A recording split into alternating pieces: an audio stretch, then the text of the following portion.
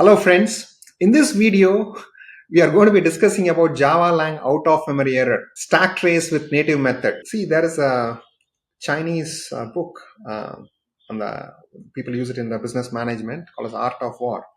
They say the best way to win a war is not even to wage a battle, right?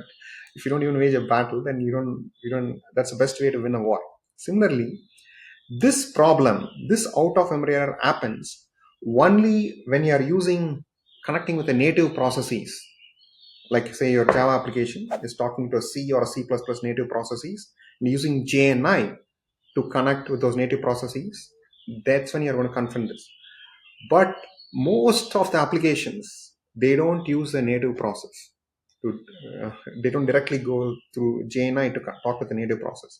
So seldom you'll encounter this error. So even if you encounter, why this error happens is your application made a call to a native process, and in the native process there is some problem happened, and you couldn't create objects. At that point, you are going to see this error thrown on your application. So when that is thrown, it is happening on the native process. It is outside of our JVM control, right? But so you want to use this native tools like a PMAP or those kind of tools to go out and debug the problem. Okay, but typically, as I told, you will not confront this problem if you're not using JNI to talk with any native process, which most of the applications are not doing. Okay, thank you, friends.